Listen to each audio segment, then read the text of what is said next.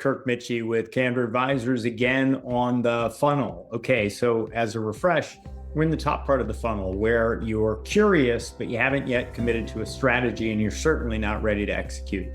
At first, you're wondering what your business is worth. Second, what multiple will your company trade for? Those are kind of hand in glove, but they're separate questions. The third thing is, when's the right time to sell? Okay, so for a lot of founders, this ends up being when they're tired, or when a key employee leaves, or when a key customer leaves, or when they hit retirement age. So it's specific to them and how they're feeling. In a sense, that's great, because the sale of your business, which is really private, really personal, should be about you and when it's time for you.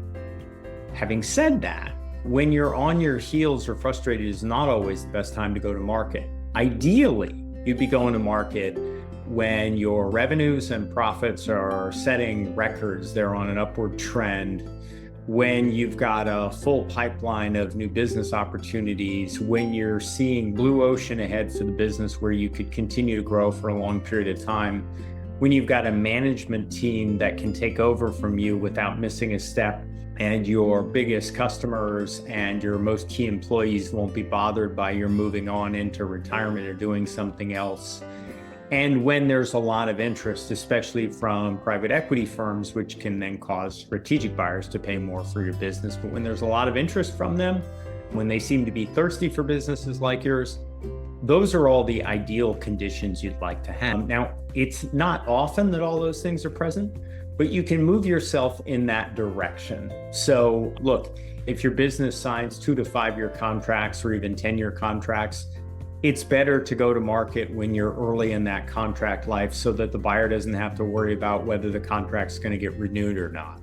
You know, if you're coming off of a down year, which is explainable, wait till you're on an uptick, or at least till you get back to even if you can't kind of stomach being in the business too much longer, because you don't want a distress sale where you have to take a lower multiple and not get what you've spent 20, 30, 50 years building, just because you're having a rough, couple of quarters, right? So you'd rather go on an uptick. You'd rather go when things are trending up. You'd rather go when your key people are in place. There's always going to be some blanks on the org chart. That's understandable, as long as you've got processes filling them.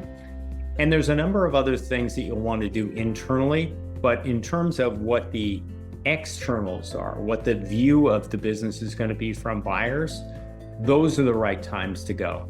Look, that's not an exhaustive list. We've got a lot more guidance we can provide, and you probably have a lot more questions.